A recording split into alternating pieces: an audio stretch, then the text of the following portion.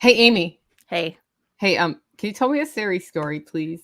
Ooh, I will tell you a scary story in honor of this wonderful Halloween that we are having. First of all, it's snowing at my house, so that's That's just scary for any Tennessean to hear. it was 70 degrees a couple days ago. So it's not that it's uncommon for us to have snow in October, it's that it was so warm and now there's snow and the cats and dogs are like, what's going on? The chickens are mad, the ducks are, well, the ducks don't care, whatever. But I actually have a scary story to tell you. Okay. It sounds like there's somebody on my roof. And I cannot figure out what it is. It sounds like there's somebody walking on my roof. So because there's snow, maybe Santa decided to show up. I don't know. That's what it sounds like. Like somebody is walking around on the roof. And then right before we started this, I thought, what if there's something in my attic? What if there's an animal in my attic? I looked outside. I walked all the way around the house, out far enough so I could see the whole roof. There's nothing on my roof. There's nothing falling on my roof. Okay, time out, guys. What if there's something in our attic? This is the time in the horror movie where you're like, don't go in the attic. Okay, keep going. But I would go in the attic because isn't that what the blonde does? She's like, "Oh, I have to go see what's in the attic. I won't turn on the light. I will just open the door and then it's going to be, yeah. I don't know. After the live stream, I'm going to go into the attic. So you haven't gone in the attic? I haven't because I didn't want to be late for our live stream. I didn't want to be late for this very important date. So if there's a party going on in my attic with the squirrels or the raccoons or whatever, they're good for an hour. But then I'm going up there. I'm home alone. So this does kind of seem like the beginning of a horror movie. Will right? you be armed like a smart horror movie blonde? I will be there. Will you turn on the lights? Now I feel like I need to make a video. Like I need to go in there with. This is how the dumb blonde would go into the attic, and this is how I'm going. Gotta make a good video. I'm gonna make a video. It's the perfect day for it. Do you have any scary stories to tell? Not really. Let me think about it. Yeah, I got all my scary stories are not like that kind of scary. Yeah. The scary story I had for the week is, I have a swim spa in here, right? Yeah. Yeah, which is like been a life goal. Yeah. And it got hooked up to an outdoor power service. It's been in existence for 2 years. Yes. And it turned out water's been pouring down the conduit into the meter base into my breaker board for 2 years. And the reason we didn't know is none of the breakers were tripping, but the GFI breaker did for the swim spa. So my scary story is I almost had a fire or killed somebody. But it didn't happen. So then it didn't happen. Yeah. So that's scary good at all. And you didn't freak out, right? No, I was more annoyed than anything because I couldn't swim that day. And then I was like, this is going to cost me $900. And then, it was a whole thing. Yeah. But then, okay, so that's your scary story, but then you didn't freak out. You were like logical, right? You're like, yeah. That's why we would never work in a horror movie. No. It's absolutely true. All right. Okay. So what should we do? Right. The scariest thing that happened to me in this house, though, was Christmas 2020 or 2019. Okay. And I was alone, like completely alone. The only reason anybody else was in the holler is that Nighthawk was next door with strep throat in bed, not feeling well. Okay. And I hadn't been home alone with nobody else on the property, like maybe ever. So there was that. Okay. And I went to bed Christmas Eve and I heard a noise and I woke up and it looked like somebody with a flashlight walking down the hill by my window.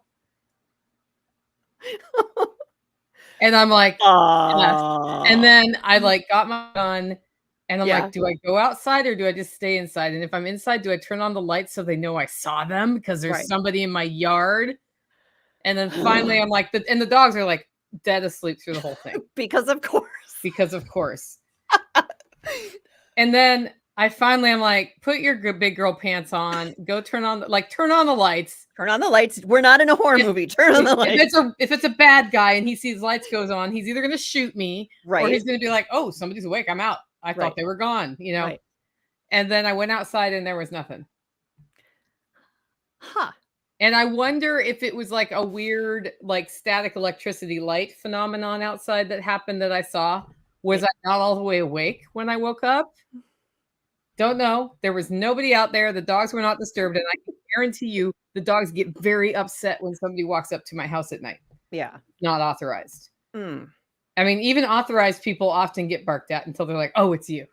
Oh, wait, it's just you. It's just you. Yeah. So yeah, that was, but I didn't sleep the rest of the night. I bet. Yeah. Christmas Eve, 2019, no sleep for Nicole Sauce because of the weird, eerie light that might have been Santa Claus. Might have been.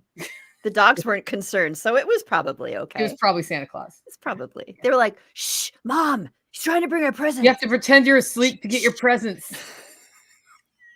You messed it up, Nicole. I did. I didn't get anything from Santa Claus that year. Well, so see? Must be. Unfortunately. I have my hollow roast cup. I got my LFTN cup. Beautiful. Yeah. Beautiful. It's made by Rachel Aww. Zettelmoyer. She does pottery. Yeah. Nice. I like it. Nice hollow roast cup, though. I was drinking out of that earlier today, and I've misplaced it. Yeah. Oh. Misplaced it? I've been cleaning today, and I have ADHD. I'll find it in the trail of half-clean things that I'm going to go follow up on right after this show. So do you have like a million different projects everywhere? Like all the piles of everything? There's some of that. Yeah, so I have like the things that were supposed to be unpacked from the boxes into the shelves that just got stained. Mm-hmm. And now I have what didn't fit on the shelves that need to be boxed back up. Mm-hmm. And then I have all the empty boxes. So there's that. Then there's the laundry that had to be folded because it was just in the basket. So that's, that's another thing. Yes. The dishes are cool, but I've got an event on Saturday. So I need to make sure I have everything set up in the kitchen for like having a hospitality bar with coffee and tea and water and all of that. Mm-hmm. So that's half done. Mm-hmm. And then I have most of the list of what I'm feeding people for the grocery store. Because I made homemade chicken soup, but I need to buy bread because I'm not baking bread for it, but I'll get some good bread, like stuff like that. Yeah. And then outside, there's a rabbit tractor without a roof on it because the rabbits need to go into the tractor. What else? This is all today, by the way. Mm-hmm. What else? Oh, dog beds that had to be washed today because my dog is getting old and she wet the bed this morning. So that went straight. So that's in the dryer. Uh-huh. And then that all has to be put back together. My hollow roast orders are prepped so I can go out and roast those this afternoon. Uh-huh. And then I have to be ready. Somebody's coming over to help me set up Taj Mahal with picnic tables and stuff later today. So I have a trailer that we're selling that's brand new that Tactical didn't like it after he put it together. So it's like a garden trailer that I gotta take pictures of. Mm-hmm. And some other things like that out there. Yeah. Just that's all the things. That's today. That's just today. Yeah. So it's a trail of ADHD done. No, the bathroom's halfway cleaned. Like I took the garbage out and I didn't clean the toilet and tub yet, but that'll happen. Yeah. It'll happen. And the garbage is just out and not lined again. I just took it out. Yeah. Does this happen at your house? It does. But you know what? It all gets done eventually, right? Yeah. You just have a different way of looking at it and doing it, accomplishing it. It gets done. Ish. Done-ish. And if it doesn't, it gets done-ish. Then it probably wasn't important. It wasn't. And maybe it took care of itself. Mm-hmm. Really I noticed that when my mom visits, things take care of themselves a lot more often. It's magical. So way back when my mom and dad were first married, his mom would come over and she would like refold everything in the closets or whatever. Because my grandma doesn't like being idle. My mom also doesn't like being idle. Yeah. And then mom would take that as she was judging her for not folding her towels right. Yeah. Yeah. And it wasn't that at all. She's like, well, I want to help with something and you're not giving me something to do. So I'm going to fold the towels differently, Yeah. Yeah. People are all different. Yeah, I don't feel that way at all when mom does stuff here. I'm like, sweet. Thanks, mom. Thanks, mom. Exactly. That's awesome. That looks great. So you're moving rabbits to the rabbit tractor, you said? Yes. Mm-hmm. So we did our first attempt at breeding rabbits at the beginning of October. So we're very close. We're very close to, I'm looking at the calendar here. I think it's this weekend that if it all took will have babies Yeah. for the first time. So that's very exciting. The buck was real eager. He's a real eager little dude. But I don't know that what happened was supposed to happen. I don't know. Did We'll you find out. watch or did you just put him in there and walk away and have faith? I watched. Okay. So did he fall off? He did not. I never saw that. But then I had somebody tell me sometimes they don't. Sometimes they don't. Sometimes they don't. So you just don't know. So I made nest boxes for them and put them in there a couple days ago. And they're just like beating them up. Yeah. So there's no fur in them yet, right? Not yet. No. Yeah. No. But it wouldn't. Are they young? Is this their first time ever? Everybody's first time. Okay. So, you know, so you're mentally prepared for it. They have the babies outside of the nesting box and everybody dies. Yes. I'm mentally prepared for that. I'm mentally prepared for there are no babies, you know, like we just need to try again. But we'll see. I don't know what I'm doing. They don't know what they're doing. They don't. I had issues with rabbits my first year by feeding them too much. She was too fat to be in the right position for the deal to be closed. Yep. Mm-hmm. And then I remedied that situation and haven't really had trouble. I had last time we bred 2 rabbits, one gave birth and the other one didn't. Mm-hmm. And now that one's been bred a second time. And if she doesn't this time, then she's out because she's also not as energetic as everybody else. So I'm like, she just might not be right. Yeah. Yeah. So how did you know that the one was a little plump? The one that you said you had overfed. She was just, I guess I started looking at the roll. They get rolls here. Yep. Which is not unusual anyway from a health standpoint. Like sometimes they'll store up extra fat there before giving birth and then it goes away. But she was just, she looked fat. Did she? Yeah. Mm-hmm. Yeah. Mm-hmm. And then I also learned that if it's too warm outside, the males are not producing what needs to be produced. Right. So, the minute it had dropped under 80 degrees here for 2 weeks, I was like, put the rabbits together. Yeah. Yeah. And we were waiting. Because it was warm for Minnesota, Yeah. Like above 80, and so I kept waiting and waiting and, I could have maybe not waited long enough. The first day it was like 75. I was like, let's do it. Come on, it's on. It's on like Donkey Kong, as you said earlier before we started. But unlike Donkey Kong. Yeah. Yeah. So we'll see. It's fine. Yeah. Well, I'm glad you finally got into rabbits. I know we were peer pressuring you to do that a couple years ago here. And we finally did it. Yeah. So, thanks to Nate and Aaron at they're great. Homestead. Yeah. And they got me all hooked up. So yeah, they have quite the rabbitry. They do. And it's been great because I can text Nate anytime and be like, now what do I do with this? And hey, why is she doing this? And so he's always there to answer the questions. So it is nice to have that when you are new at something. Yeah. Homesteading or, anything. It's nice to have that. Do you have advice for people on how to find mentors like that? Because like you just know the Lemesters and they're great. Like you can text them, they'll answer. Right. But not everybody knows how to find that. Like I imagine you found that because you're like, oh, rabbits. So I'm just going to ask because I don't care if you know the answer. Like I'll get over it. Yeah. I think I don't know. And that's one of the things that we talk a lot on my podcast about lately is like building the community. And so that's hard. Like it's so easy online to be like, I'm going to join a Facebook group and I'm going to make a couple comments and now we're best friends. Like that's what it feels like online. In person, it's harder to do that. And so we talk about that.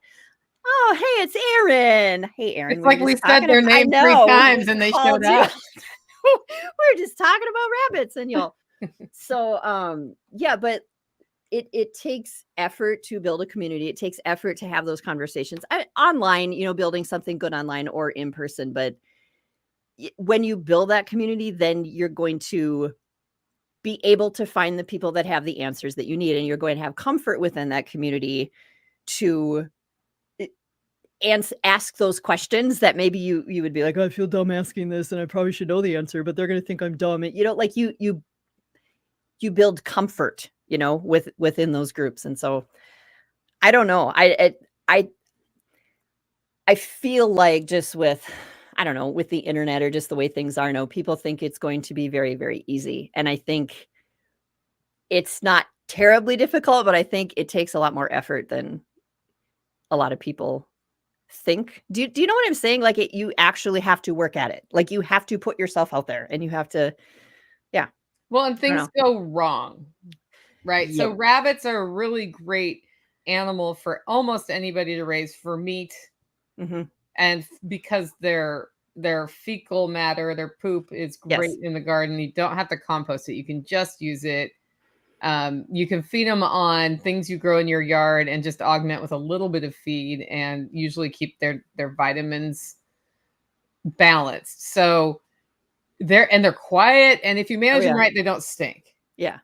So like for those reasons, they're great on a homestead. They're great in the city. hmm John Willis tells a story of raising one in his closet as a kid, like, and his mom didn't know for months because he took That's care of it. amazing. Yeah. Um, so, but if But you get a disease or make a mistake or blah blah blah, yep.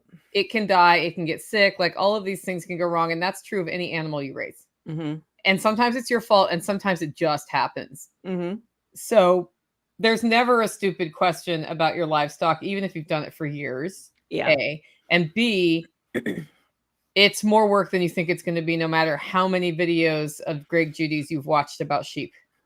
Yeah. Is that a Yeah. fact? Yeah.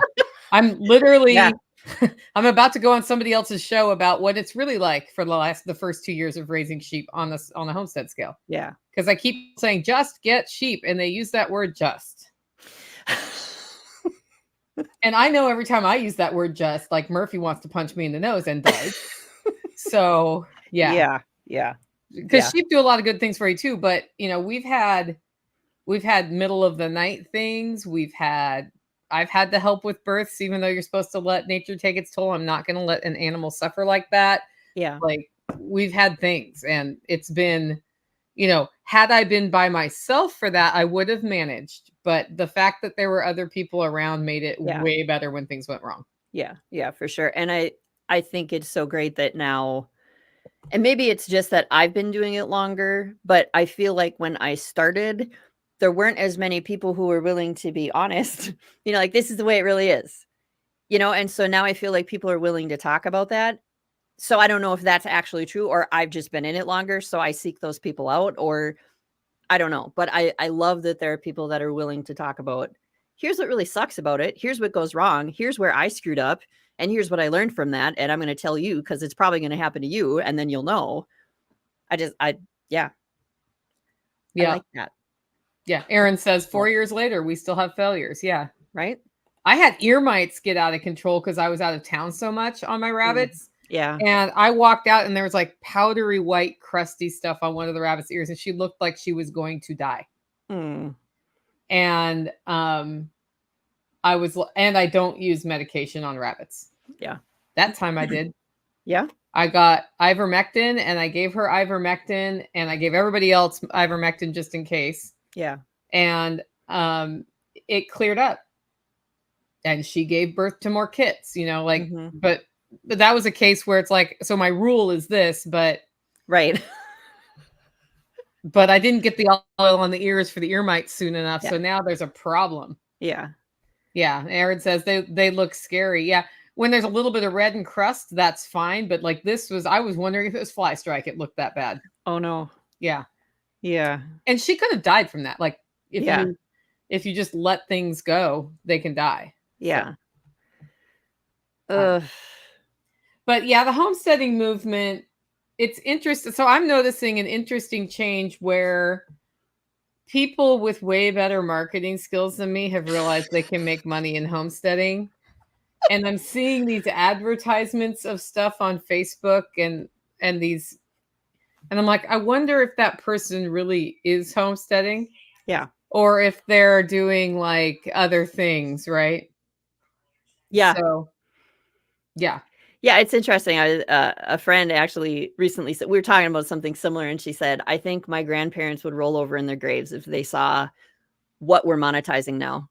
Like the way that they used to live, or the things they used to know, or just like what was normal to them. And now we've taken it and went, it's something to monetize. It's something to, and it's not even like monetize it. It's like turn it into a big thing that's now the marketing that you're talking about. It's just like, Yeah.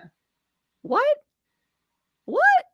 Yeah. On the other hand, that could be getting a whole bunch of people who didn't want to start on heritage skills started.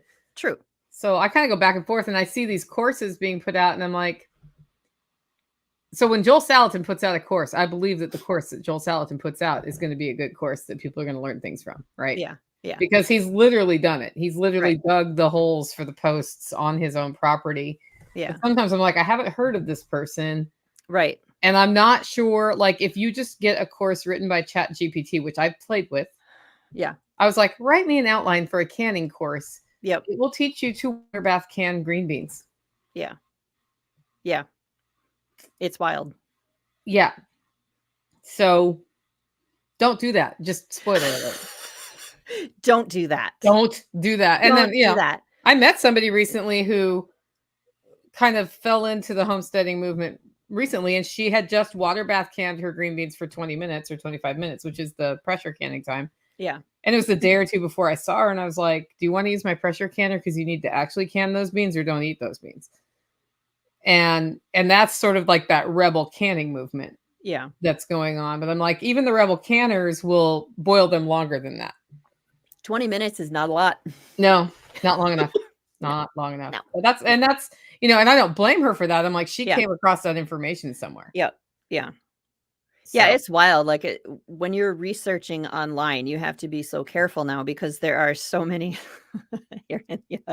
there are so many articles that will come up now that are completely written by AI and you don't know it, and you follow the instructions that are in it and you come up with something that's crazy, or like I'm reading it going, what? That's not what you do. Like, that doesn't even make sense. And yeah, so that's frightening a little bit. Frustrating, I guess, is more like it. And then the people who are actually doing this stuff, who also don't have the mad marketing skills or the mad marketing budget, are getting buried underneath all those other, like, you know what I'm talking about. I do. I mean, that's one of the reasons I like some of the festival alliances that have come out in the last few years, is it's like, we could be mean and compete with each other. Right. Or we can support each other and start getting a tighter movement of people putting real information out there. Because I'll say, like, Sandy over at the East Tennessee Homesteaders Alliance is way better at marketing than I am. Yeah. Like, I watch her and I'm like, oh, I'm sorry, honey, I'm taking that idea. That's a great idea. Great approach. That. Yeah. But you know, she's actually homesteading too. Yeah. And I wish there was a way that you could, that was easy to identify, for people who are just jumping into it. Like, I wish it was easier to identify. Yeah. Like, this was written by AI, or this was someone who researched this, had AI write it in her kitchen making the actual sourdough. Erin, you need to take that course. That course. Erin does not need a sourdough course. Spoiler alert. Yeah. We're always drinking coffee at the same time. I know, I'm like we're mirroring each other. I know.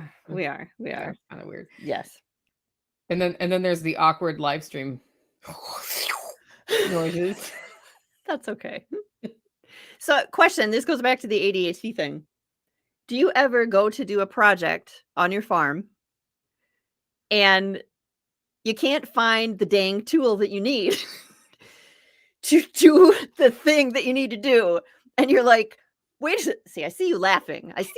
So there's supposed to be a thing. The other day, I'm trying to go in and do some stuff in the rabbit area, and I have a favorite shovel. It is my favorite shovel in the whole world. It's a very special shovel. It's just shaped perfectly to, like, it will fit perfectly in the floor gutters of our barn. And so it became my favorite shovel. I just use it for everything. All right. So I go to do this cleaning and I cannot find the shovel. And I'm like, where did this shovel go? Like, I'm the one who used it, right? Like, who took my shovel? Well, I only have one kid living here now, and he's not doing anything in the barn, so he didn't take the shovel. Spoiler alert, it didn't take the shovel. And I'm like, would my husband have used this? Like, I feel like I just used this, and so I'm walking all over the dang farm looking for this thing. Guess who misplaced the shovel? Guess who that was? It was you. It was me. It's always me. It's always me who's like, who took my shovel? Who took my drill?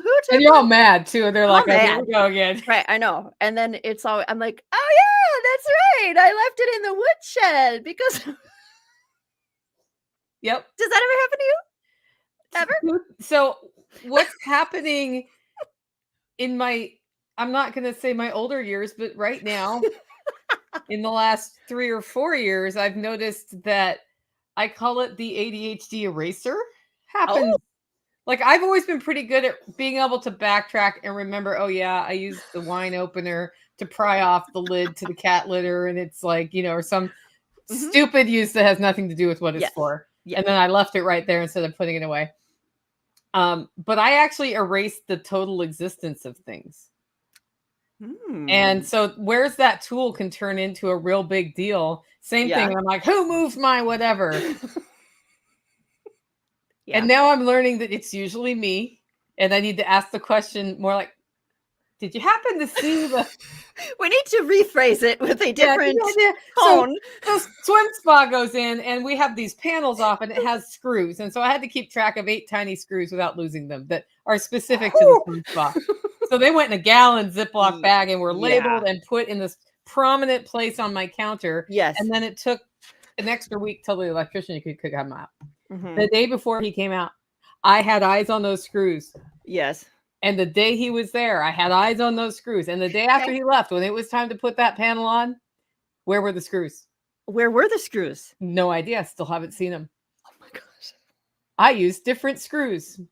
I took a screw. Well, actually, Tactical took a screw off a different place and we matched it and used different screws. And at some point, I'm going to be like looking in my canned food bin and I'll be like, oh, yeah, I was getting something and I dropped it. And I was like, I'll be right back to pick that up. And then I didn't pick it up. Today, I was cracking eggs one at a time. You know why? Yes. Yes. And we'd found a clutch. And so I had one bowl and the first one wasn't bad. So I was like, okay, well, I don't want to take a risk. So I went to get the second little bowl I had literally just looked at in my cabinet. Yeah.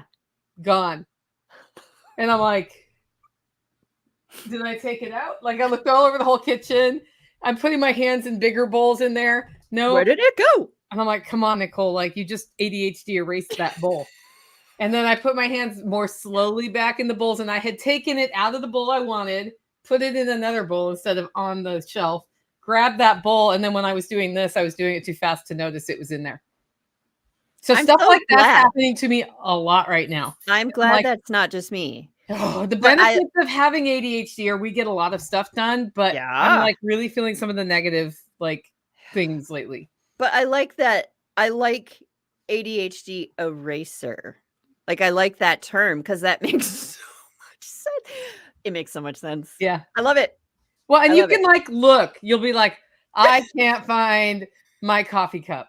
And you look, you do this, and it was right there, and you just like you didn't actually see it when you did that. And then later that day, somebody's like, "Why is this coffee mug on the shelf?" Right? And you're like, "Yeah, I looked there. It wasn't there before. Somebody must have taken it." Yeah. Yes.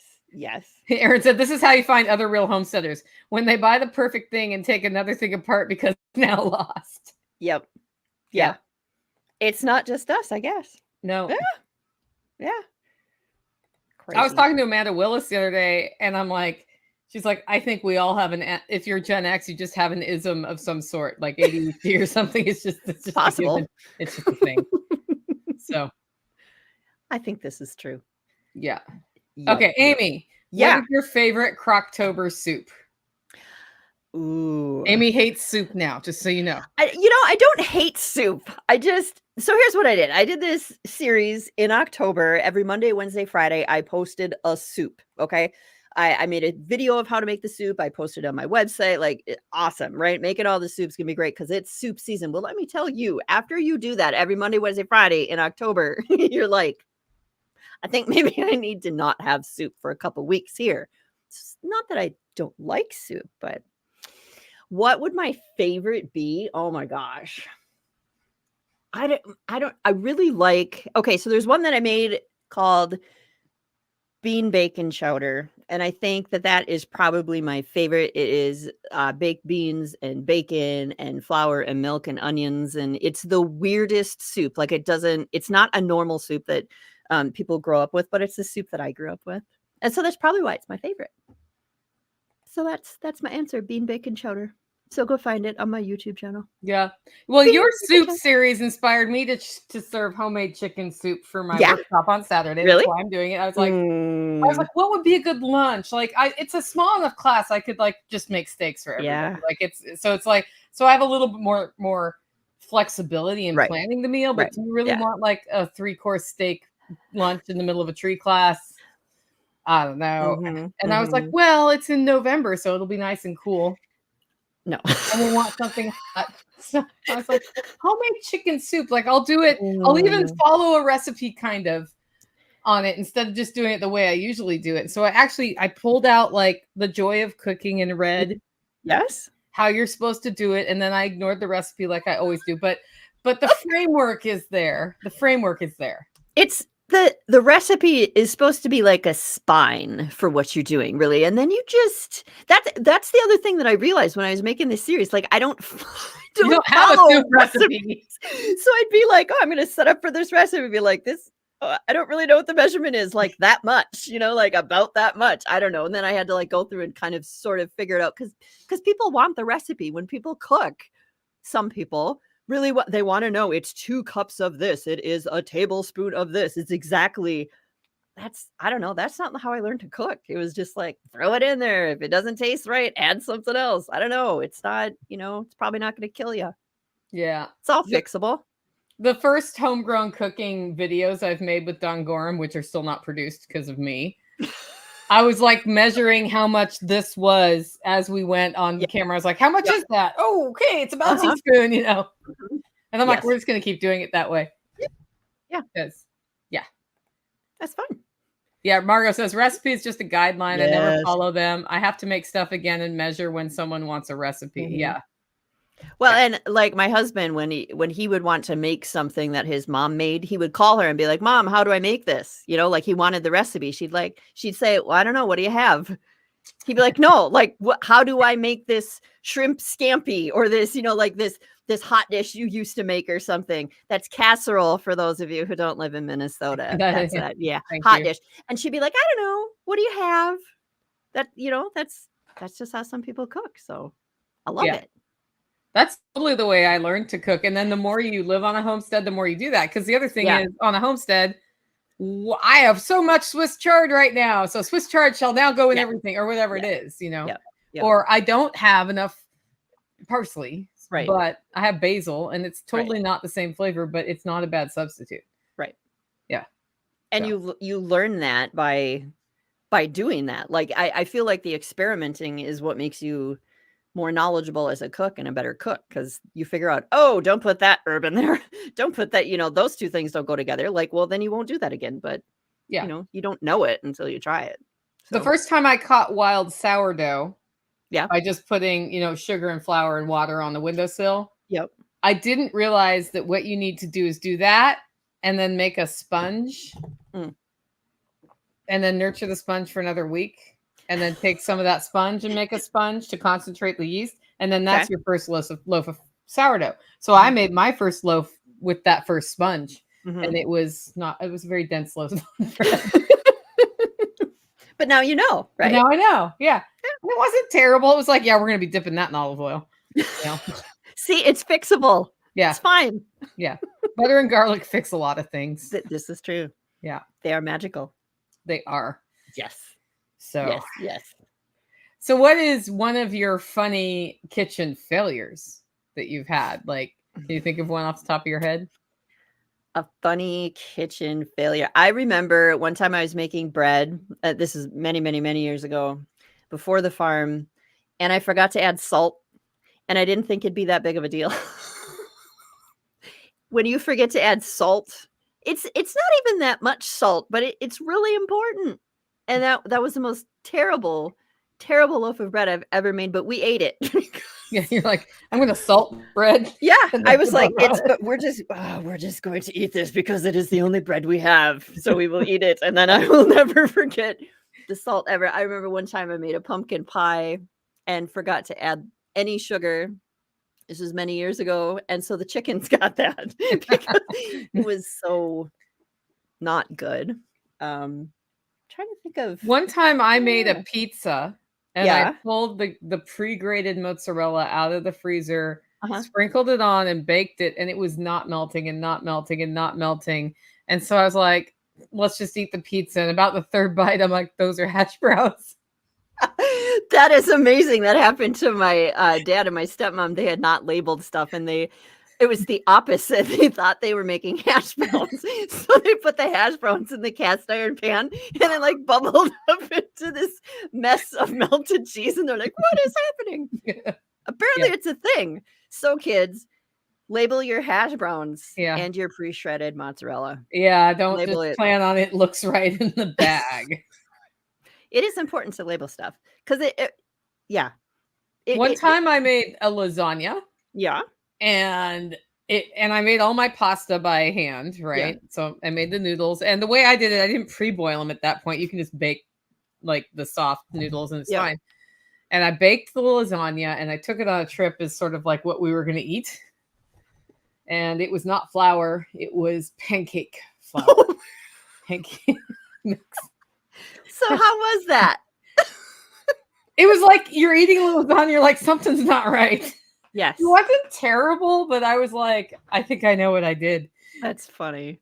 I do remember we were making tacos, and we hadn't labeled some of our ground meat, or it got labeled incorrectly. It might have been incorrect. And so I think that I am making ground beef, right? Or maybe I was doing ground pork. I don't know. But so I make the taco meat, and we're like having our taco salad or having our, in a burrito shell or whatever. And it was around Christmas time. And so we sit down to eat, and my husband's like, what kind of meat is this? And I'm like, I don't know, because I hadn't taken a bite yet. And what I didn't realize is it was our maple sausage. So we were having tacos made with maple sausage, which doesn't seem like it should work, but guess what? I'm sure it was delicious. It actually does. And so we decided that, the movie Elf, where he puts, maple syrup on everything. We just decided we're having maple syrup Elf tacos. It was great. Yeah. But yeah. Yeah. So to this day, I forget to label things. Yeah. And it's just like. It makes it an adventure. Yeah. Adventure in the kitchen. So after the spring workshop, leftovers go in my freezer. Mm-hmm. And last time I said, please make sure you label everything. And then it got frantic and not everything got labeled. So I'm still pulling bags of I don't know. I'm like, we're having a bag of I don't know for dinner tonight. Perfect. And sometimes it turns out it's the extra fat from the pork flesh. And it's just like, well, we're having a different I don't know. Now we're having cauliflower crust pizza because that's not going to work. Yeah. So you don't want to just have leftover fat? Mm-mm. No. Fat in broth. Not good. Not. I mean, if I was starving, I'd eat it, but right. I'm clearly not starving. So I have to show you something. I have this here. Okay. So check out this big. It's really heavy. Check this out. Do you see this? Oh, that's cool. So I got this at an auction. So this camera's like all backwards, so I'm trying to like move it. So which way am I going? Yeah. So this is a corn sheller, an antique corn sheller that I got at an auction, and I'm super excited about it. So people always want to know how this works. And this is cast iron, so it's like 30 bazillion pounds. Yeah. But so you stick the cob in here, the ear of corn, and then you turn. Oh my gosh, this is heavy. You turn this. Yeah. And it spins that. Yeah.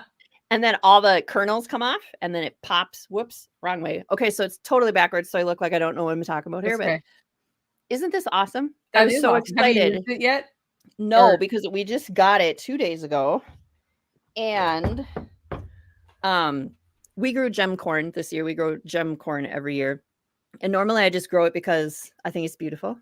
And then I husk it, and I pulled on the husk. I'm like, oh, this is the most beautiful ear of, gem corn. And then I pulled on the next one, and no, this is whatever. It's just very exciting. We popped it one year, but normally the squirrels just get it.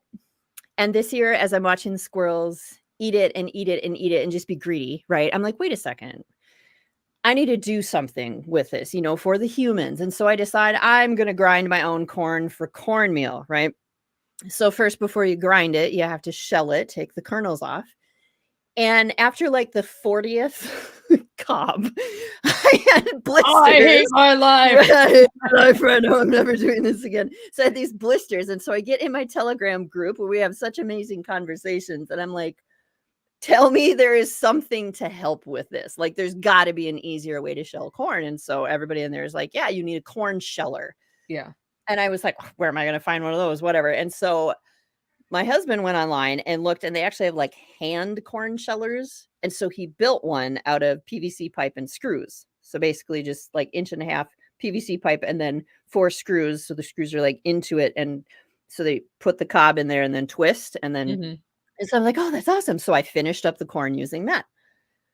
Then this corn sheller came up on the auction. I was like, oh, wouldn't that be so awesome to have? And then I won it. So I'm super excited. The problem is I don't have any more corn to shell.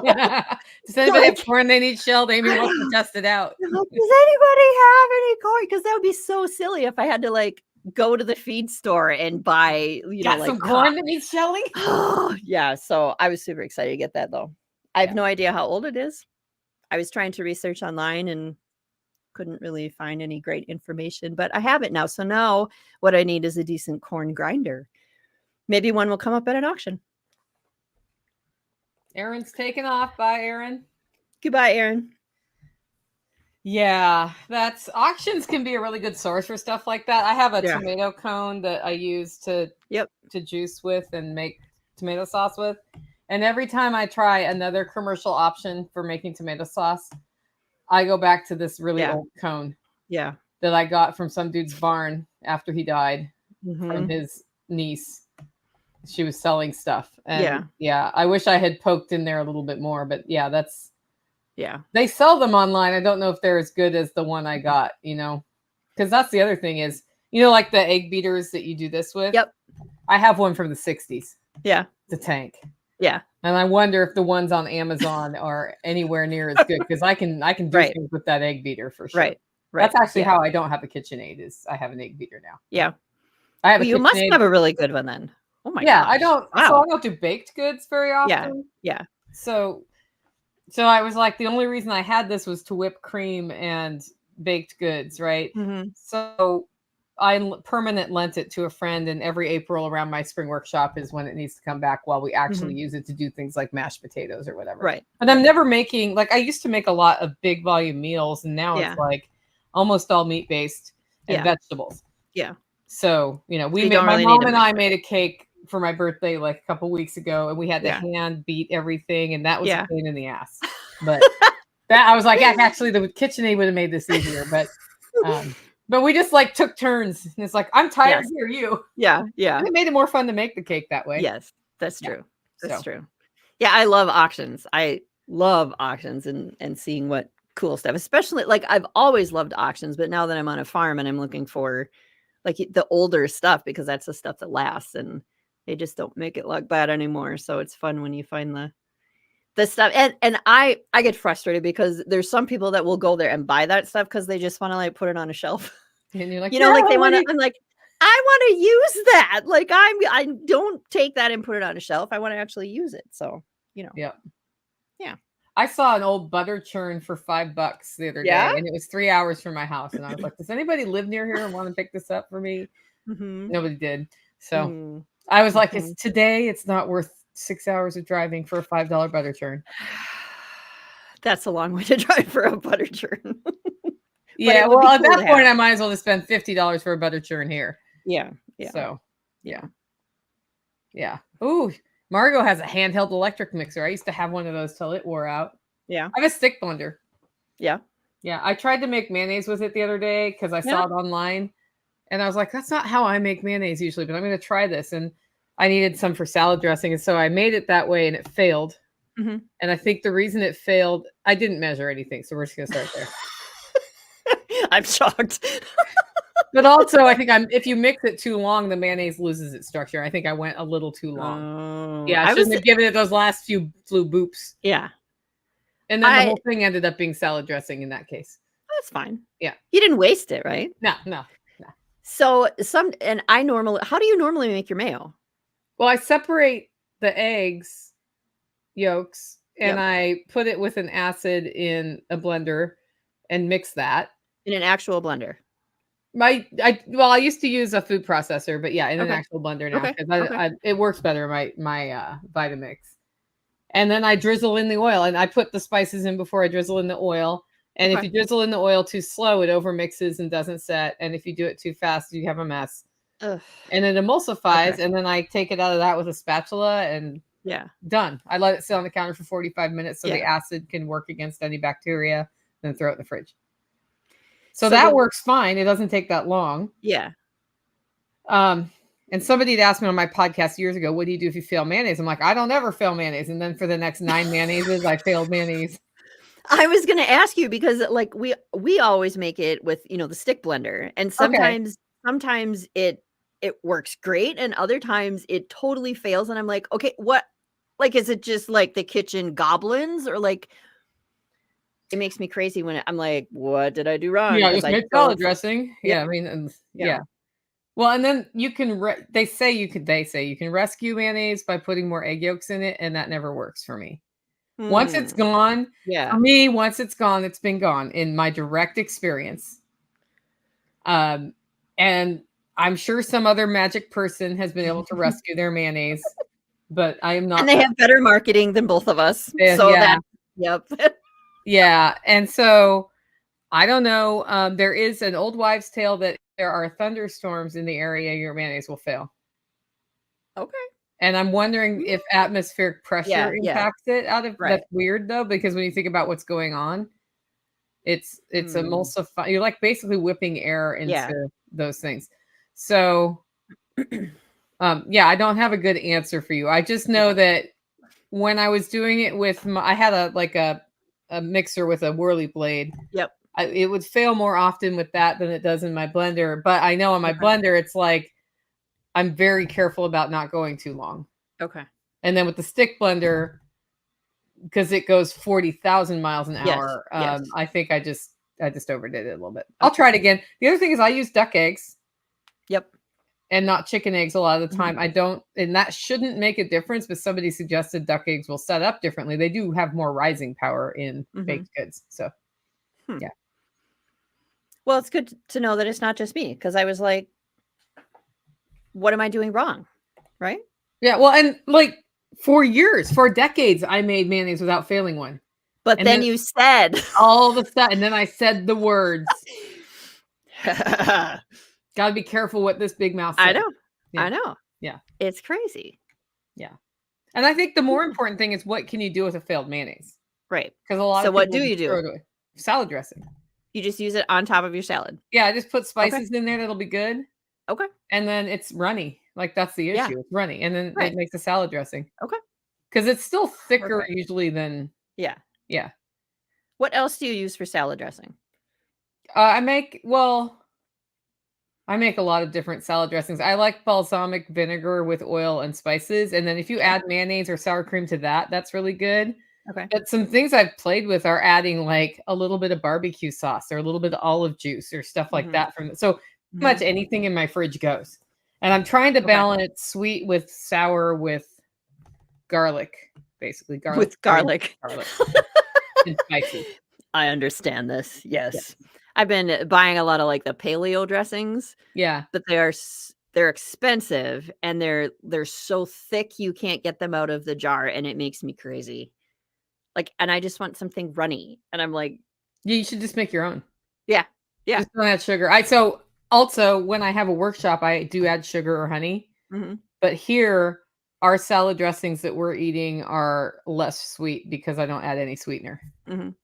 And that's just the flavor I like. And what I find is a less sweet salad dressing that maybe has some vinegar, which makes it kind of sour, Yeah. paired with a lot of garlic, balances out pretty well.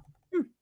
Well, now I Um, have some experimenting to do. yeah. And then if you can look at different balsamics, if you get a balsamic reduction, they're sweeter naturally. So that just Mhm. depends on what Mhm. you're going to do. Parmesan. Yeah. I've added that to my salad dressing before, actually. Now I wanna make some mayo and have it fail. Yeah. 'Cause Add more garlic if it fails. I have so much hydroponic lettuce in my basement, like, Yeah. I'm having these awesome salads, which is great because it's snowing outside, so how awesome to have, fresh lettuce when it's snowing outside, but Yeah, Yeah. so I always wanted some decent dressing. So Yeah. yeah. I did a show on dressing years ago. I should probably redo that show Yeah. because probably nobody who currently listens to my podcast has heard that one. But I was That's like, how the absolutely true. different flavors and ideas for the Yeah. different flavors. Yeah. I learned to make salad dressing at the farmer's market when my friend Carly made a peanut butter based one. Really? It's like peanut butter, soy sauce, probably water added to, but she may have added oil. I don't know. Because peanut butter is kind of oily. Yeah. I can't remember everything. And she put some spices in and it was delicious. It's just, we have Nighthawk store who goes anaphylactic with nuts. So Oh, jeez. because I never know when he's actually coming to dinner, I'm like, is tonight the peanut dressing night? Yeah. Aw. So, okay. Mhm. I have a question in. Yeah. What is a favorite pie that's not pumpkin or apple? Mm. My favorite pie ever is carrot pie. Carrot pie. It is so delicious. I really like cherry pie, Do you? which is Mhm. really sad in Tennessee because we're not good at growing cherries Oh, here. Yeah. yeah. Yeah. I have hope that the trees I planted 2 years ago may eventually produce a cherry. All cherry? A cherry, because Yeah. they're Yeah. locally sourced cherry Yeah. trees, but I've had Yeah. a lot of difficulty with our hot weather getting cherries. I didn't even think about that. Yeah. Cherries do really well here. So I know. We need but to orchestrate a trade. I know. I'll have to bring you some Like cherries. cherries for sweet potatoes or something. There you go. Yeah. I don't know how well those do there. I've never grown them, so I don't know. Oh, Margaret wants, so how do you make a carrot pie? Because I'm pretty sure that's Carrot pie. So you like, oh my gosh. It's on my website. If you go to my website, the carrot pie recipe is there. I probably have a video too, but it's like shredded carrots and eggs. And I mean, it's basically like a custard kind of with shredded carrots in it. It does not seem like it would be amazing, but it's amazing. It's yeah. so amazing. I mean, carrot cake is amazing, so I can Right. totally see Yeah. that being a Yeah. thing. We have a pie here called chess pie Yeah. that I had never heard of till I got to the South. It's sort of like an egg custard pie. Yeah. And it's very good. It's very Mhm. sweet though. Yeah. So, Yeah. Uh-huh. yep. Aldi around Thanksgiving sells jars of Morello cherries. In fact, I have one of those jars in my pantry from last year because I thought I would make old fashions with it, and I then stopped And you drinking didn't? very much. Oh, Yeah, I well. just don't drink as much as I used to. Yeah. So. Yeah. Last night I had a digestive, and it was Jägermeister. Which, growing up in our 20s, Jägermeister was used for Jaeger bombs and other beverages that did not end well. Yes. And luckily, I didn't make a mistake and do that and end up with a Jägermeister hangover and hate Jägermeister for the rest of my life. But Yeah. I was reading about extractions and tinctures and sort of the history of how some of these weird flavored alcohols in Europe came to be. And I always knew Jägermeister was something that in Germany you'd use it like if you have a cold coming on, not a good, but like a little bit of Jägermeister. Yeah. Because it has herbs in there. And it can concentrate the effectiveness of herbs. And so last night I had a little bit of an unsettled stomach and I was like, well, I'm just going to have a little tiny bit and see what that does. And it tasted good, which Jägermeister doesn't always taste good to me. Yeah. And isn't it like licorice-y? Yeah, it's licorice Okay, and I like the yeah. licorice flavor. So it's like, it's fine. And then, my stomach settled. So I was like, oh, Really? I don't know if that really worked, but it worked for me if even it was psychosomatic. So well, that's cool. Yeah. Yeah. Excellent. Yeah. I don't know. Oh, somebody doesn't like they're like, no Jägermeister. Did you do tell us honestly, Templin, did you do Jaeger bombs in your 20s? That's all I would need to know. I don't like licorice, so oh yeah, I don't like that totally flavor. Not your thing. Not my thing at all. I think it was an expert counsel segment on Jack's show where so aromatic bitters, the way you make them is you extract herbs into alcohol, which I've done when I was really into lots of cocktails. And he was talking about how you have to kind of be careful what you do that with because you could accidentally over herbalize yourself on something. Over herbalize yourself. Yeah. Uh-oh. Yeah. Hopefully that doesn't happen with goldenrod because I've been making a goldenrod tincture for like 2 months. Yeah. Oh. Yeah. Ooh. I Or don't usually you go that long, but I keep like going, no, I don't want, I don't want to deal with it. That's the other it's ADHD. one of the things in the trail to Yeah. right? Is Yeah. It's Yeah, 100% one of those things. I understand that, yeah. Yeah. But I probably should pour it off the herb. So, yeah, someone's like, yes, unfortunately. Yeah. I have Yeah. multiple friends where Jägermeister is their tequila. Yeah, Yeah. yeah. Tequila is also not my tequila. Mhm, So, do you mhm. have a thing that's your tequila? Uh, the only thing I know that, I get sick if I drink is any, like, wine that is made from blueberries. Mm-hmm. Gets me super sick, so and I don't like, wine is not my thing anymore. I don't I'm not a cocktaily person. I don't know if that's like, for you, was it, like, a personal choice, like, "I'm not gonna drink as much anymore," or was it, like, an age thing? Because for me, it's like, I just mm-mm. Like, it just it's not pleasant anymore. You know what I'm saying? Like, it's Yeah. not it yeah, For me, it's both. I yeah, quit drinking completely in solidarity with Tactical when he quit drinking yeah. because I figured if he didn't see other people drinking, that would be good. And then when he Mhm. was sort of like over that hump, Yeah, I had some cocktails again and immediately got a bad hangover. yeah. And then I've also gone more towards the ketogenic carnivore Mhm. lifestyle, which does Yep. not include alcohol. Right, Like, right. last night I had an aperitif, but it's not like it just does not include alcohol. And I noticed that when I have too much alcohol or I have alcohol, I get a little slower, and I Mhm. don't like that. Yeah, So, yeah, during that time, I used to be a big connoisseur of wine, yeah, and I'm no longer all that into wine. Like, I'll drink yeah. wine sometimes, Mhm. but it kinda tastes it doesn't taste good to me anymore. So then if it Right, doesn't taste good, why would I right, do that? right. Yeah. And then the same thing with cocktails. Like, I used to like all these different cocktails, and now if Mhm. I'm gonna drink, I'm like, what I want is a brown liquor on an ice cube in a glass Yeah, most of the yeah, time. It's like it's gonna be a bourbon, a whiskey, a scotch. If yeah. it's a scotch, I don't put it on ice, guys, so don't lynch me. Everybody's gonna get all up in arms. Yeah, I know. Yeah. Johnny Blue doesn't go, yeah, that way. So yeah, so that's where I'm and that's just like Yeah, I think it's a combination of age and taste, and then if you drink alcohol all the time, yeah, I mean, I used to be a big craft beer person. Like, yeah, I can barely make it through a beer in except for occasionally maybe 2 beers a year, yeah.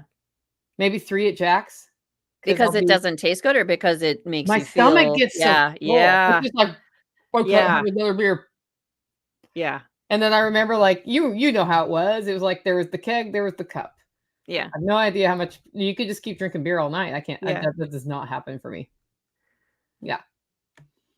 So We're beer's so mature now. it's not about that, it's just like, I don't know, it changed, and I'm the thing that happens when you do something all the time out of habit is you don't feel the changes until you stop, Yeah, and then you go back and you're like, "Oh, I yeah, probably sort of felt this way all the time," but there's a psychological aspect to eating and drinking and all of that stuff, right? There's a yep, psychological absolutely. aspect to, I need to have bread to dump in my soup Yep, and yep, eat that bread or whatever it is, yep, or and when you separate from the psychological aspect and are able to be like, "Do I actually like this? Do I like how I feel when this happens?" right. Which is hard.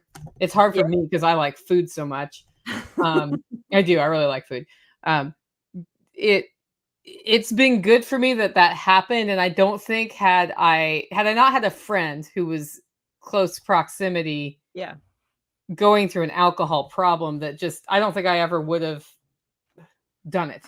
yeah, Yeah. So I'm thankful that that happened because I would have just mhm, been doing, 2 cocktails a night for the rest of my life. yeah, And now when I have one, it just really tastes good. yeah. Mhm. Wild, huh? Yeah. So I don't know.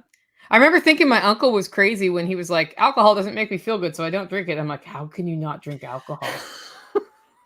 What do you mean it doesn't make you Now I'm feel like, good? "Yeah, What? sometimes like I went to SRF. I was not drinking at SRF." Mhm, So, mhm. yeah. My friend Wendy's like, "You're always like this when I wanna drink with you, Nicole." I'm like, Sorry. I haven't had a drink in a long time, and like a hangover at SRF is not what I Mhm. want to deal with. Mhm. Yeah. Right. Right. So Yeah. yeah. This reminds me, I still need to grab Oh, a jeez. and I will totally drink bourbon at Jack Spirko's. And I'm probably having, yes, it's right by my desk, some of that later. But Mhm. yeah. So Mhm. I don't know. It's just I don't know why I went that long on that topic, but Because you were supposed to. I guess. Yeah. Yeah. Yeah. I don't know. It's kind of like the German chocolate cake I had this month. It's also not keto or paleo. Was it Are you delicious? eating more paleo now or I that's what my head says that I need to do. okay? That's what my belly says that I need to do. Psychologically, it's difficult, but every time that I go that way, then I feel better. You know what I'm saying? Yeah. There's so much psychology in it, Yeah. and that you have to get over feeling like, "But I can't have," you know? Yeah. But then you eat it and then you feel like crap, and it's like, "Why did I," like that Yeah. whole Wheatney is a thing. yeah. Yeah. Well, and it's weird because I don't remember my grandparents having those complaints and they ate all the things. And my Yeah. grandparents lived into their 90s. Yeah. Yeah. And So what the heck? they ate avocado toast from the store like literally, I don't know. They did grow all their own vegetables and all Yeah. of that. So, Yeah. but I wonder, I think about what the heck all the time because I listened to Ken Berry and he's like, this is just not the way humans were meant to eat. And then I'm looking at, you know, people who grew up on bread and whatever doing just fine Yeah. into their 90s. It's hard to know. It's It's hard like to it's know. listening to, like, all the different things and then, like, taking them all in and trying to make it, like, make sense in your head, and I've sort of it's come hard. to what's good for you is good for you, and you have Yeah. to put in the effort to figure out what that means. Yeah. If it's only bread and vegetables, then it's only Mhm. bread and vegetables. And if Mhm. it's keto or paleo or Mhm. carnivore, it's that. I think you can never go wrong by completely eliminating processed foods from your diet, though. Yeah. And Yeah. going like if you go full on whole foods, that's a huge step in the right direction. Mhm. And I think, like, once you can slow down enough to, like, actually pay attention to your body and how it feels, and 2 days later, after I ate this is what happened, like, just paying attention to all of that. Like, last night we had a what do we have? Like a chicken pot pie casserole kind of thing, and within 30 minutes, I had a gut ache. I was Mhm. like, "Nope, that is not That is now off the list. that is now, that's going off the menu," because but I feel like there's so many people that just, like, don't even have the I don't know if you wanna say the option or just the time, like, they have not slowed down enough to be like, "Okay, I'm eating, and now this is how I feel," and guess what? The last 3 times I ate that, I felt like crap, so maybe I shouldn't eat that, or, find some kinda yeah, it's just that's like a whole rabbit hole. That's like a 4-hour live stream, It Nicole. is. It Like, well, I know, but it's so controversial because people are yeah. like, "This is the only way thou shalt eat." Yeah. Yeah. Yeah. And it's like, well, maybe, maybe not. Yeah. Maybe, first of all, being a purist about anything, not everybody lives that way. Yeah. So there's that. And then there's is it, does it really like I know somebody who went carnivore who ended up in the hospital because they went carnivore because of how they metabolize it. Yeah. And they didn't know that until Yeah. they did the thing. Now I Yep. go on carnivore and I respond very well to it. Mhm. So, you know, I don't know. I'm sure Yeah. people would disagree with me and that's fine. I do think finding a way to slow down and pay attention to what's working for you and then also learning the difference between what's emotion eating and actual Yes. Yeah. nourishment. Yeah. Yeah. Yeah. We've just got all the answers, Nicole. That's not an answer. I mean, I just gave somebody a really hard job. Figure out what emotion eating is and how to Figure it control it. out. Have Yeah. fun with that. It's probably harder than quitting alcohol. Yeah, coffee. Coffee. But it's such good coffee. Thank you. Mm-hmm. I feel like it's almost time for me to be sending you another pound. Pretty close. Yeah. Do you have decaf? Mm-hmm. Oh, I'll have to add that to my order. Yeah. I can Yeah. totally send you decaf. Mhm. Yeah. Cool. I just roasted some yesterday. Woo. Yeah. That's awesome. So after the electrical issue, by Yeah. the way, Yeah. this is related. Mhm. My roaster works completely different now. How so? I think more power is going to it. Really? Yeah. Oh. So I was like, those beans really blow high in there. Oh my gosh. Yeah. It's a whole nother. There's I like was, a whole thing going on there you didn't even know yeah. until wow. Yeah. Well, because this roaster was rated for a certain number of pounds. And I don't think I've ever had that many pounds in there, not one time. It just never Mm. worked Yeah. that way. Yeah. And I was like, okay, well, that was marketing or whatever. Right. And I'm like, oh no, it was my power service. Ugh. And I literally had the electrical company I'm like, I'm not sure I'm getting the full 70 amps to my Yeah. roaster. And they're like, well, you're pulling 70 amps up here. They're up on the pole. And they were also really surprised I was pulling that many amps. And I was like, I did not lie. When I turned my roaster on, I didn't lie. the power service in a completely different place on a completely different service Yeah. dims. So I'm dimming the neighborhood right now with this one thing. And now I wonder how much of that was related to the shorts that Yeah. were created by water in there. Yeah. Who So, knows? yeah. So now I'm like, I told my roast assistant who sometimes helps me, I'm like, you kind of should come over here and roast coffee at some point just because it's different. It's And a she's little like, different I'm going to now. be out of town for the next 3 weeks. I'm like, that's fine. I don't actually need you to come roast. Like, I'm fine, like, roasting by myself right now because I'm in town and it works. But, like, this is just working differently. Just It's so you weird. know. Yeah. Yeah. You're going to get here and the temperatures are different. And, like, Oh my gosh. I've got a bag of crap beans for you to use anytime you want to come over and play with it. Mhm. And figure it out. Yeah. Mm-hmm. Mm-hmm. Yeah. Yes. So what big projects do you have in your winter there? Cutting a lot of wood. I know that. 30 degrees. Yeah, cutting wood at 70 is not fun. I'm trying to I don't know. Like, do you ever have the thing where you're like, I know there's so much to do and I can't even sit down and figure it out right now. I mean, yeah. How do you deal with that? Because that's standard homesteader problem is the overwhelm of things. Like I know I should finish the rabbit tractor and this whole host of put soil in my Yeah. 3 raised beds that are half full and like all of that. How do you decide? Like, how do you address it? Or do you just sit down and say, screw it, I'm going to play music? I mean, how do I keep it organized No, how do you get past? So do I ever feel overwhelmed because there's too much to do and then I can't do anything? Absolutely. But then somehow I get over that and I start doing something. So I'm just wondering what your strategy for that is. Yeah, that's my answer. Yeah.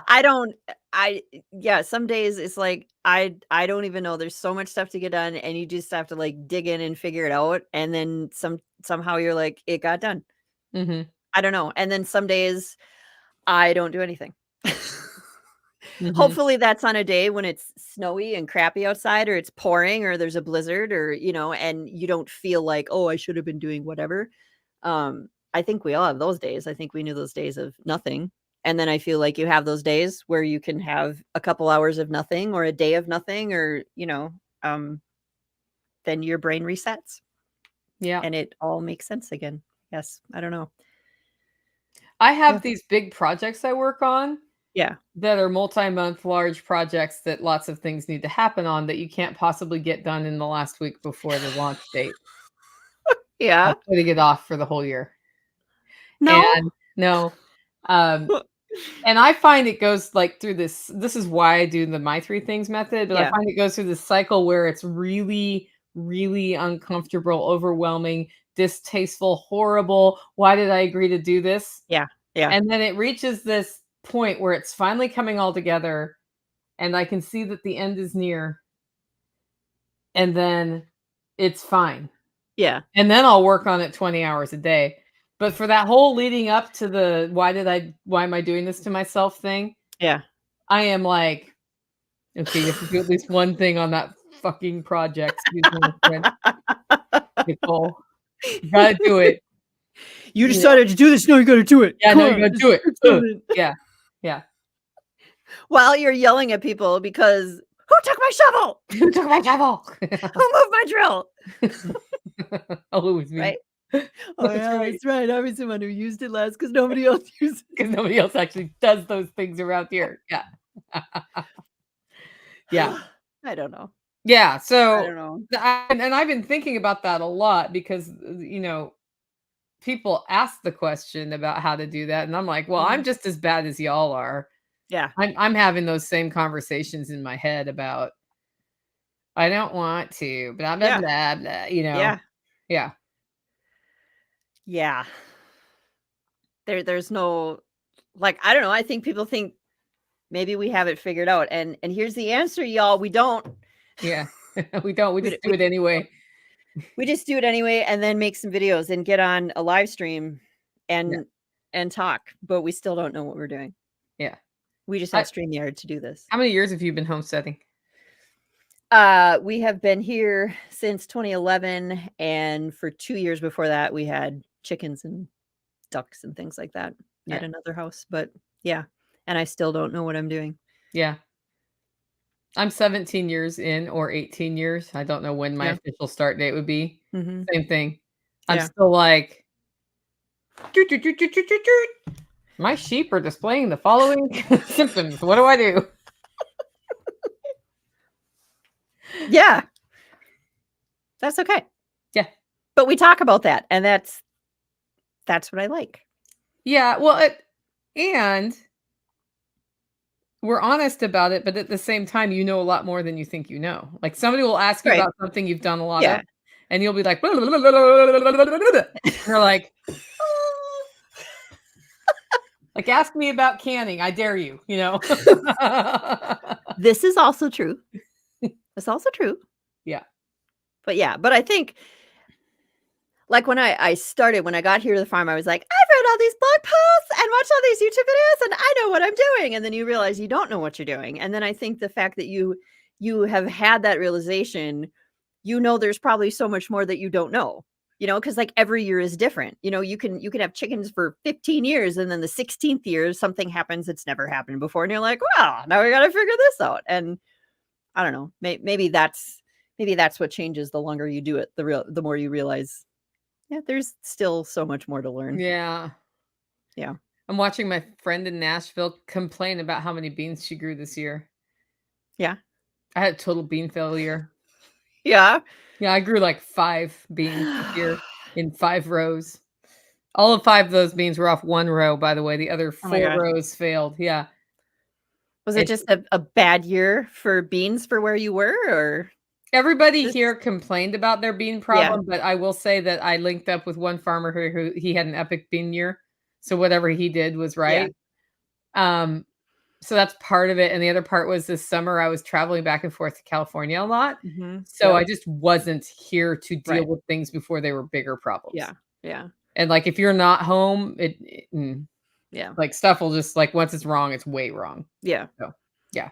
And then you just try again next year. Yeah. Then next year, I'm still gonna be like, "I want 60 pints or 60 quarts of beans, so we're gonna put in all the beans." Yeah. Yeah. Yeah. What was the best thing in your garden this year? What did really well? It did well. Nothing in that garden. Nothing at all. My Swiss chard's doing well right now that I'm home again, but yeah, Okay. in general, I had, like, the usual greens I always have, but because things got out of control up there, once they're Yeah. out of control, unless you do a whole reset, like, we have some pretty awesome weeds here that take over, and I halfway through the year gave up on ever gardening up there again, and I'm moving to raised beds down in my zone 1. Mhm. Because it's all Mhm. so far away. So, yeah, Yeah. that was it. The best thing we Oh, raised was, lamb meat. We did really well with perfect. lamb, with sheep. So, Yeah. yeah. Yeah. How about you? What was our best thing this year? Um, I mean, we had a million tomatoes this year. We Yeah, did come to think really, of it, I had a lot of tomatoes. yeah, we did a Yeah. lot of tomatoes. And a lot of squash, which we didn't even plant. The pigs planted it for us last year. Like, I have so much squash and I don't know what to do with it, and I don't know how to store it. How am I going to store squash? What kind of squash?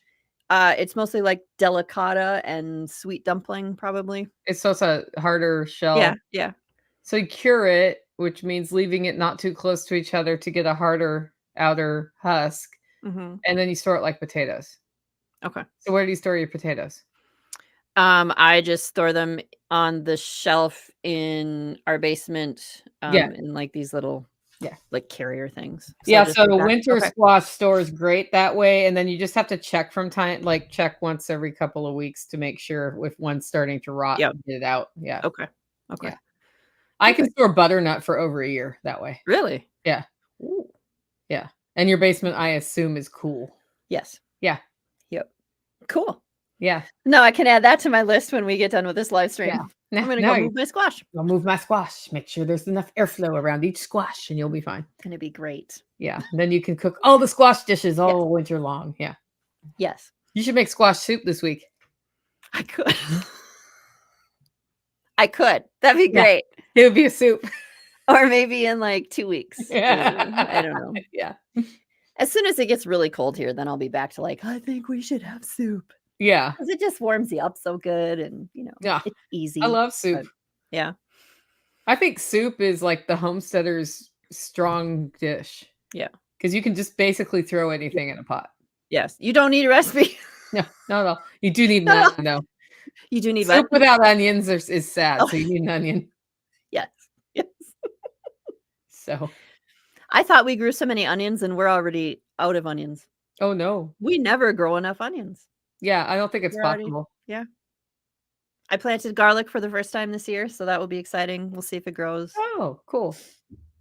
Oh, my goal was to Um, have garlic in by the end of October. You need to add that you have just a few hours left. I do. You need to bump that up on your list. Bypass the rest of the trail. I'm totally going for a swim after this live stream. Like, it's gonna. I need to swim every day now. Okay. It's one goal. Yeah. I'm gonna go shovel the snow is what I'm gonna do. Yeah. Okay. That sounds like a good workout. It is. Well, I guess 'Cause we're it's real coming up heavy. on an hour. We probably should wrap up anyway. So for people who don't know who you are and how to follow you, who are you and how do they like reach out and listen to all the cool stuff you produce? I am Amy at A Farmish Kind of Life. That's afarmishkindoflife.com. I've got a website. I've got a YouTube channel. I've got a podcast, the Farmish Kind of Life podcast, once a week. Oh, and something else I can tell you. I have a snail mail newsletter, a monthly snail mail newsletter that I send out every month that is going through a little change for 2025. So I haven't been talking about my newsletter for a while because I knew there had to be this big change. So I figured out what that is. If you go to my website, afarmishkindoflife.com, and you look for snail mail newsletters in the menu, you will find out about the change. Instead of it being a monthly newsletter, it's now going to be 3 different quarterly newsletters that all have different topics that they're going to be dealing with. So I'm pretty excited about that. So that's fun. Well, I had seen that you made that change, and I think it's a great change. Yeah. Great change. We'll see what happens. Yeah. I'm Nicole Sauce from Living Free in Tennessee, and I have a podcast at livingfreeintennessee.com. And we do classes there as well. If you're interested, like go there, check it out. We just did a how to develop off-grid water on your homestead, which is not about rain barrels. No? No, it's about how to set up your homestead to retain more water in the soil. Oh. And we talk about collection too. So rain barrels do come up, but Mhm. it was a great one. But we do a monthly webinar right now, and that too will be changing in 2025. But I'm not going to make the big announcement here. We'll roll into that. And of course, if you want awesome coffee, where do you get it? Hollow Roast coffee. Hollowroast.com. Thanks guys for joining us. We'll see you next time.